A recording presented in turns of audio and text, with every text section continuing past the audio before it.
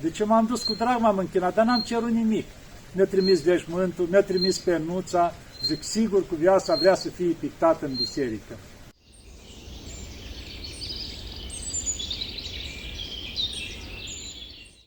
Iată, dragii mei, că ne vedem iarăși, ca să continuăm ce am început.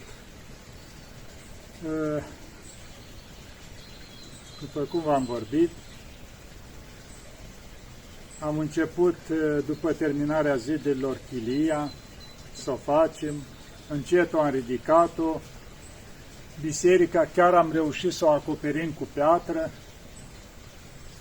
deci chilia s-a făcut la roșu, biserica chiar am reușit să o acoperim cu piatră, deci cam până aici putem spune că ne-a ajutat Domnul Becali. După aceea, o rânduit Dumnezeu și altceva. Cu Domnul Becali nu a mai putut, a avut și el greutățile lui și o rânduit Dumnezeu. De fapt, mai la început, odată, a trecut cineva pe aici, o persoană, și se hotărâse el ceva, luase de acasă $1000. Și o scunii simt eu acolo să-i dau în Sfântul Munte. Și au venit, noi tocmai începusem pe aici să lucra la oarecare nivel, eram, să zicem. Și când au văzut, el zice, părinte, uite, simt să vă dau aici $1000. Și zice, pentru că eu am un site din ăsta, zice, dacă vreți, zice, câteva fotografii îmi dați din care le aveți, cum ați început, cât ați înaintat, așa, chilia, cum ați ridicat-o până la punctul ăsta, zice, ca să postez, poate vă mai ajută oamenii, ca să vadă așa. Ei, la început n-am vrut, că nu vreau contactul cu internetul, deci cu asta, nu, și zic, să-l întreb pe duhovnic. Când am dus la Părinte Iulian, zic, uite, Părinte Iulian, ce vrea omul ăsta, ar vrea să ne ajute în felul ăsta, ce lasă-l, mă, dacă vrea omul să facă asta, lasă-l să facă, lasă-l să facă fotografii, dă-i ce ai și așa. Și a început el să posteze, cum se zice acolo, a pus fotografii, a pus toate astea, bineînțeles, a pus și un cont care l-aveam acolo, care vrea să ajute, să ajute. Deci în felul ăsta, omul, cum zice, cu tot drag a făcut lucrul ăsta. Dar în același timp, ce s-a gândit omul? Și-a luat el o hotărâre, citise el de la Pateric ceva, că cineva din toată munca lui împărțea, să zicem, în trei. O parte pentru el, o parte la săraci și o parte la biserici. Și făcea lucrul ăsta. El s-a gândit și el, zice, măi, hai să împart și eu în două. Jumătate pentru familie, jumătate ajut și eu unde pot, se gândise el. Ei, după ce luasem noi legătura, așa, zice, părinte, știi ce m-a gândit? Partea aia de jumătate să te ajut la chilie aici. Să poți continua, deci așa, că a văzut și el, că datorii aveam, eram, cum se zice, ca în construcții, cu meși, cu atâtea erau de făcut, vă dați seama, interioare, toate, deci era, cum se zice, eram aproape la, putem spune, la jumătatea lucrării, din cauza că ea era ridicată, dar cei care au construit știu ce înseamnă să faci interioare și toate celelalte. Și a început omul să ne ajute. Ei, din momentul în care s-a hotărât așa, în munca lui a început să câștige din ce în ce mai mult. Deci se minuna și el, i s-a dublat, i s-a triplat cât câștiga. Muncă cinstită, deci. Și a început să ne ajute. Dar omul așa, din dragoste, cum avea râvnă, când a văzut că începe să câștige din ce în ce mai mult, ne dădea, cum se zice, nu jumătate, ne dădea 80%. Își ținea numai cât îi trebuia lui cu familia, să se descurce. Restul ne dădea nouă și tot ne trimitea. Pe parcurs tot ne trimitea. Și noi continuam, bineînțeles, datoriile erau mult mai mari aici. Dar omul cu multă dragoste, de câte ori avea ocazia, ne trimitea, sau când ajungea el pe aici, și a fost așa o continuare, să zicem, bineînțeles, în limita lui care putea, nu era sumele cum ne-a ajutat domnul Becali, dar în limita lui ne ajuta. Și am început pictura bisericii. Dar înainte de a începe pictura, să vă spun un lucru. Îmi doream foarte mult pe un părinte pictor de la mănăstirea Sihăstria. Era mănăstirea în care stătusem, care mi-i dragă. Și era un pictor care picta foarte frumos, părintele Modest. Și atunci, când m-am dus în țară, m-am dus la părintele Stareț, care o pleca la Domnul, părintele Victorin. Și a spus părinte, uite, te rog, dă-ne-l pe părintele Modest aici, așa. I-am spus, părinte, plătesc, cât costă, dă-mi-l să-mi picteze biserica. Zice, mai ți-l dau, zice. Că na, dacă și eu stătusem acolo, a fost chiar cu multă dragoste și deschidere părintele Stareț. Chiar am stat de vorbă cu el un pic așa mai mult, mă chemase chiar, era o priveghere atunci în altar, cum era la catedrală, așa, și am stat de vorbă cu el acolo, în veșmântării mai mult. Și zice, dar întâi să discut o leacă cu părinții, să vedem. O discutat după aia cu părinții, când m-am dus a doua oară, era așa, mă cheamă din nou acolo, zice, părinte, era puțin așa mâcnit el, zice, am vrut cu tot dragul. Dar zice, na, au fost unii părinți care s-au împotrivit, că au și ei consiliu, mănăstire. Zice, păi noi n-avem nevoie de el, unde să se duc așa? Na, mie îmi trebuia cam, să zice, un jumătate de an, părintele, dacă sta continuu, să-mi picteze bisericuța, că nu e așa de mare a noastră. Și atunci, zice, măi, și zic, părinte, dar nu există nicio cale, ce să fac? Zice, ba da, roagă-te la Maica Domnului, roagă-te la Maica Domnului și ea o să rânduiască. Bine, părinte Stareț, și am început să mă rog la Maica Domnului. Și în felul ăsta s-a rezolvat. Și au venit părintele. Numai bine m-am întors eu, la scurt timp după mine, au venit părintele pictor și au început să picteze bisericuța. O pictat-o, putem spune, cu rugăciune. Ușile încuiate și la biserică frumos, stătea înăuntru și picta. I-am mai dat și eu doi părinți de aici de la noi să-l ajute, să-i pui fresca, că pe fresca, aici nu prea să mai face în Sfântul Munte, e foarte rar pe frescă. Și așa cum se face, că e cea mai rezistentă. Și a început părintele încetul să picteze. O pictat 2 luni, pe aia s-au dus înapoi în țară, pe o perioadă ară, au venit în vreo 3 rânduri așa și au pictat bisericuța. Am mai povestit eu univa, să revin din nou aici, în timpul picturii. Înaintând el cu pictura așa, mi-am dorit că aveam evlavii mari la Sfânta Ecaterina, Sfânta Mare Muceniță Ecaterina. Din totdeauna am avut.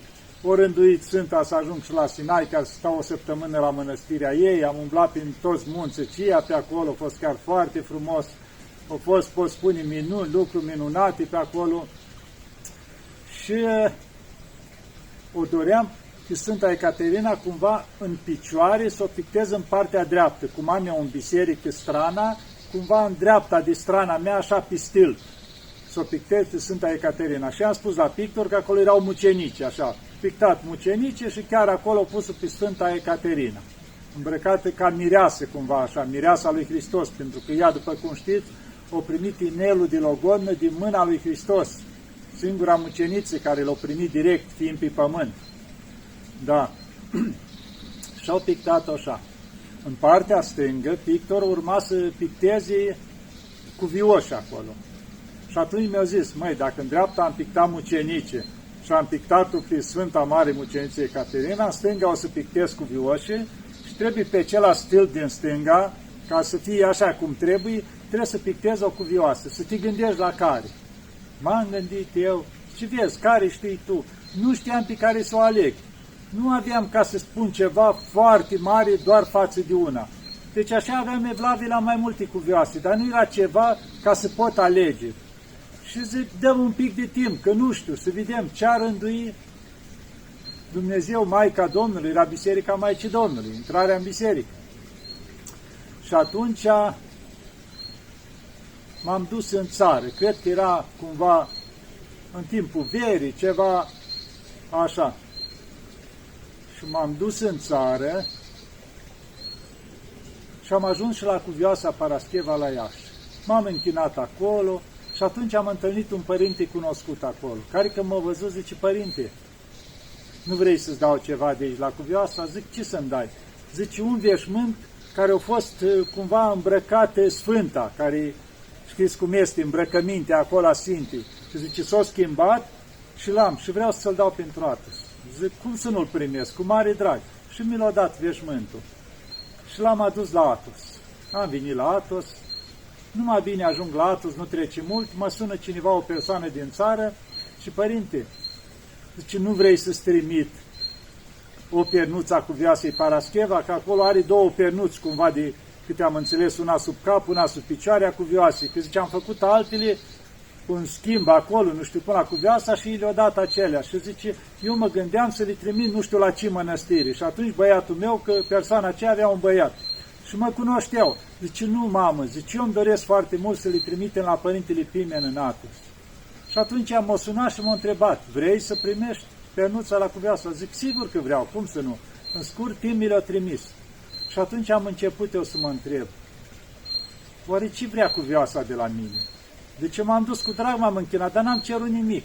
Mi-a trimis veșmântul, mi-a trimis pernuța, zic, sigur Cuvioasa vrea să fie pictată în biserică. Și în felul ăsta i-am spus la pictor. Zic, când ajunge la stâlp, o pictez pe Cuvioasa Parascheva. Și-o pictat-o pe Cuvioasa Parascheva. Și-o ieșit așa de frumoasă, chiar cu o nuanță de zâmbit așa, adică duhovnicesc cumva, în pictură.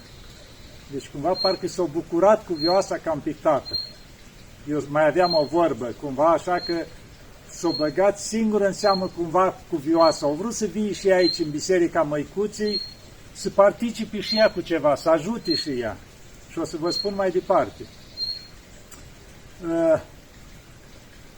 S-a continuat pictura și s-a ajuns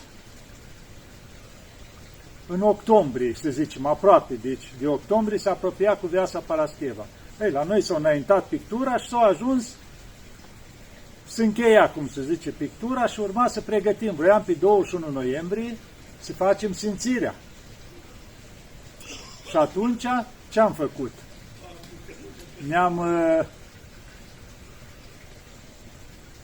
Chiar am făcut, eram la Sfântul Artemie atunci și ne-am gândit să facem priveghere în cinstea Cuvioasei Parascheva. Și am făcut priveghere, seara, frumos, de la ora 6. Și în timpul privegherii, chiar pe la ora 8, m-a sunat cineva din țară. Eu eram la priveghere și un părinte zice, măi, o sunat telefonul, te caută numai decât cineva din țară. Zic, ia să vedem cine. Și îmi spune, zice, părinte, cum e situația pe acolo? Construcția, mai ai datorii sau așa? Era chiar persoana care am spus că începuse să ne ajute. Să ne ajute din tot ce scotea. Și atunci zice, părinte, vreau să-ți trimit un plic. Zic, bine, cum vrei. Dar zice, ai pe cineva care vine? Zic, mâine vine o persoană încoace, chiar un frate de-a meu vinea spre Atos. L-a întâlnit așa, din mers, cum se spune, era cu autocarul atunci, și i-a dat un plic, mi l-a adus. Era exact 5.000 de euro. Și eu atunci ce mă rugam la Maica Domnului? Zic, Maica Domnului, ajută-mă ca să am cu ce lua candele în biserică și să fac Sfintele Vase. De ce ceream lucrul ăsta? Pentru că la momentul ăla aveam aproape 30.000 de euro datorii, era cam 25.000, cam așa ceva, și nu aveam nicio posibilitate să iau candele, Sfintele Vase, și nu vroiam să le iau din orice material, vroiam să fie de argint. Și când a venit plicul ăsta, am plecat direct la Atena, la fabricuțele unde se fac, și am început să caut. Aveam 3 săptămâni la dispoziție și am început să întreb cine se încadrează cu banii ăștia să-mi facă ce am nevoie și timpul ăsta. Nu găseam nicăieri. Până la urmă am găsit într-un loc și zice, părinte, ne încadrăm și cu banii, ne încadrăm și în timp. Și am lăsat și am plecat. Ei, cu 2 zile înainte de sfințire mi le-au trimis. Frumos, candele, Sfinte Vase, tot ce trebuia. Ce am comandat exact în banii aceia. Și chiar la sfințire am reușit să le punem toate în biserică. Și am împodobit biserica. Și cine ne-a ajutat? Exact cum v-a spus. Exact în timpul privegherii Cuvioasei Parascheva ni s-au trimis banii. Deci Cuvioasa ne-a ajutat să împodobim biserica. Și atunci, imediat după sfințire, următorul an când m-am dus în țară, m-am dus la Cuvioasa să-i mulțumesc. Și era chiar seara, știu că mi-amintesc, Am ajuns în Iași, m-am dus la Cuvioasa, dar m-am dus, era fiind seară, m-am dus, m-am închinat, n-am mai stat să mai stau, să mă rog acolo. M-am închinat și m-am dus la un preot acolo, care mi cunoșteam de mult timp și am rămas peste noapte. A doua zi, trebuia să plec, era undeva în partea cealaltă a Iașului unde am stat. Și când se plec, era prin Valentina, pe undeva, cam așa ceva. Și când se plec, îmi zice preotul ăla, zice, să te ții cu mașina ta după mine ca să te scot o leacă pe un drum mai ușor, așa, pe Iași, să nu treci prin centru. Și zic, bine. Și am pornit după el. La un moment dat îl văd că face în dreapta, dar n-am înțeles că trebuie să mă țin după el. Și eu am mers înainte. O întors din nou, vine după mine și oprește, zice, dar ți-am spus să te ții după mine, hai că te scot pe alt drum. Zic, bine. Iar l-am pierdut. Și atunci am spus așa, zic, Cuvioasă, cum vrei tu, acolo să ajung. Dacă vrei să ajung pe drumul care trebuie, acolo să ajung. Dar înăuntru meu era ceva, mai vreau să ajung odată la Cuvioasa. Și am mers întâmplător. Și am ajuns chiar în partea de jos a catedralei cu mașina, exact acolo am ieșit cu drumul. Și atunci am zis Cuvioasa, deci m-a ajutat și au vrut să mai vin odată la Rac la ei. Am parcat mașina, m-am dus la Cuvioasa, deci am stat toată slujba, era dimineața la 8, cu trenia frumos, cu liturghia, chiar în spatele Raclei. Și am stat de vorbă cu Cuvioasa și am mulțumit pentru tot ce a făcut. Și după ce m-am rugat în voie să termina liturghia, m-am dus și am căutat flori. Am mers într-o grămadă de locuri, nu găseam prin oraș, până am găsit florile care am vrut. Și am venit cu ele în brațe, cu drag, la Cuvioasa. Zic, măcar atâta să-i aduc și eu pentru tot cât i-au făcut pentru noi. Da. Deci așa ne-a ajutat Cuvioasa Parascheva. Și bineînțeles, și acum o cinstim așa cu cinste tot timpul și cu drag. Pentru că face parte dintre titorii noștri, putem spune aici. Da. Ce să vă mai spun mai departe? Mai târziu o să vă mai spun și alte minuni, că s-au făcut foarte multe aici în timp. Deci, cum v-am zis, am reușit să o sfințim frumos biserica. Am început după aceea Sfânta Liturghie în fiecare zi aici, ne-am mutat cu toți aici. Chiar în 2009 am făcut sfințirea de intrarea în Biserica Maicii Domnului.